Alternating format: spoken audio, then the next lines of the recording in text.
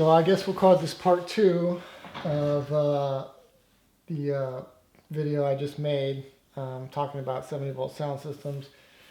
I'm really bad at describing what I know and things that I've done. You know, people like teachers and all the videos I watch on YouTube, people make it sound very simple. They do a good job presenting this information, and I'm saying like a lot of a lot, and like just I made some some mistakes and things that I've said in terms of grammar. I stumble a lot. I stutter.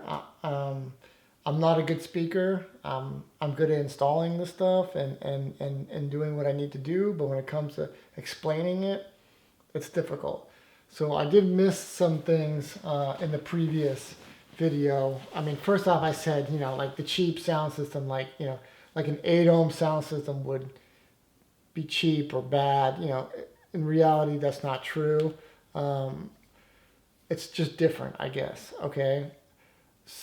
70 volt does cost more.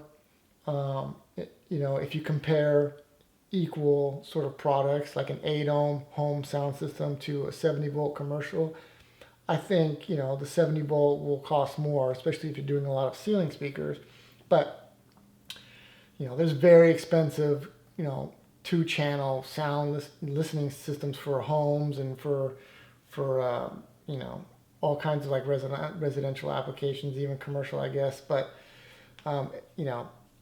so 70 volt is just it's designed and tailored for certain applications. So like one is not better than the other. One is not more expensive or cheaper than the other.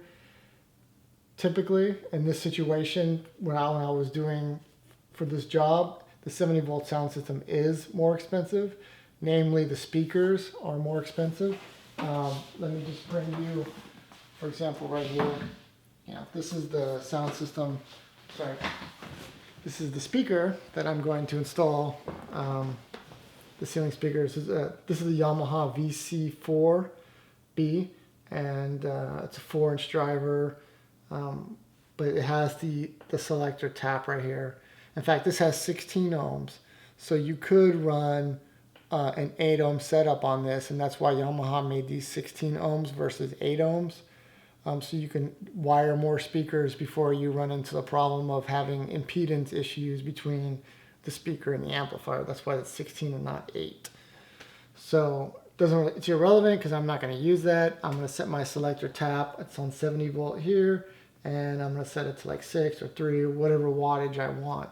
But you can see, these speakers cost $90 a piece.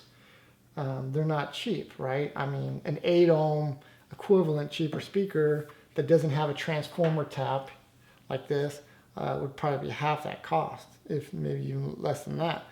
So, again, 70 volt versus your 8 ohm standard home stereo system, it's like apples and oranges. One is made for one and one is made for the other. So I just want to cover a few things I didn't cover in the previous video. I think I was trying to cover too much as well, so I was trying to go too fast and I'm losing my train of thought. I apologize about that. I guess 70 volt sound system does still sound good, okay? I mean, again, it's different than, let's say, a left and a right critical, listening, like you're at home sitting at your couch listening to your stereo system, okay? Is that going to sound better? Yes, it is. But the 70 volt summed audio with the left and right channels doesn't sound bad. It's just different. In fact, you'd be hard pressed sometimes to even notice that. When you're walking around a restaurant and it's summed audio and every speaker is a left and right in that one speaker, you'd be hard pressed to know that that's what you're listening to. I mean, to me, it sounds good. I like 70 volt summed audio. I think it sounds great. I don't think there's any detriment to the sound. Again, it's just different, like apples and oranges. But there's another thing I wanted to cover, and that's the taps on the speaker, right? These taps, okay, allow you some flexibility in the installation. Like you can customize these, right? Let's just say you have let's say you have your dining room here, right? And then you have a bathroom here, okay? So here's your bathroom, here's your dining room, right? And you don't have the setup to control, let's just say you have to, in this setup I have my amplifier, it's 120 watts times 2, okay? I only have 2 channels, okay? And I have volume controllers for each channel. I can control my dining room and I can control my bar, okay? That's all I can control because I only have 2 channels, okay? Now, let's say I want to add some speakers to the bathroom, right? Well, when my volume controller that's connected to the dining room, when I turn that up and raise the volume, if I had a speaker in the bathroom, right? Let's say daisy chain to the speakers in the dining room, it's going to raise that volume in the bathroom too. But with the tap, right?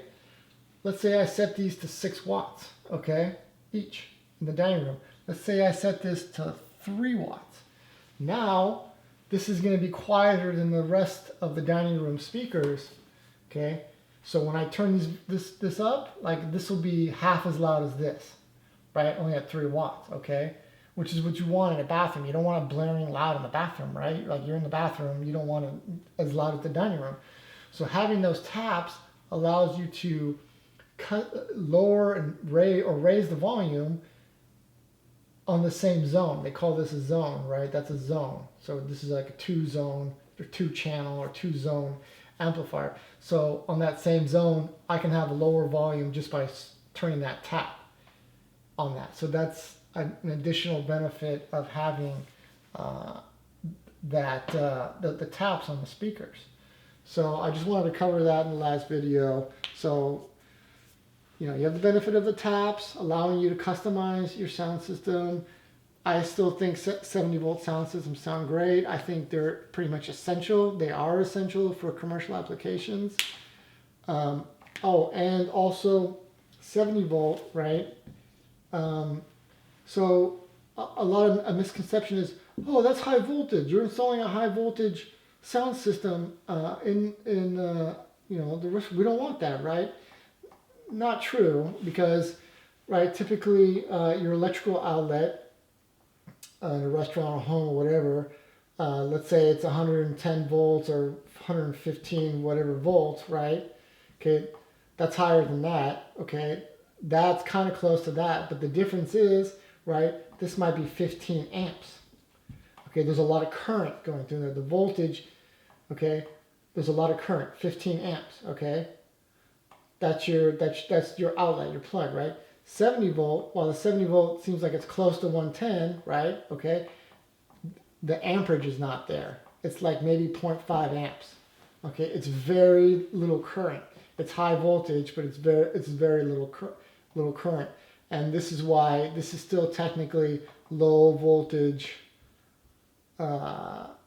This still qualifies for low voltage because there's not a lot of current on there, okay? The technicalities behind this and how it's engineered, I don't really understand, okay? All I know is they've taken, on a 70-volt system, they've taken the transformer out of the amplifier and they've put it into the speakers, okay? And you have that transformer tap, okay? It says it's 70 volt, but it's only half an amp, okay? So you wouldn't be able to get shocked by it or anything like that. So it's not like a high current, dangerous audio system. It's just, I don't know, I guess this is the voltage they need in order to make the system work. In fact, they have actually 100 volt too for larger applications, right? 70 volt and 100 volt. The selector tap on that speaker has a selection for a 70 volt and 100 volt, but I'm not using 100 volt. That would be in very large installations where you have, you know, 100 speakers or, you know, I don't know, very large. 70 volt is what I'm going to use primarily you know, for whatever I need. It's going to be, I would probably never use 100 volt, maybe down the road if I were to do some big job, maybe, I don't know. But I've always used 70 volt and it's low current. So, you know, when I first installing these, I didn't really understand that. And I was like, oh, it was, but then I talked to somebody, you know, an engineer that knows this stuff, and he's like, yeah, it's 70 volt, but it's only half an amp, if that. So it's low, it's not something that could shock you, it's not dangerous, and it couldn't start a fire and all that kind of stuff.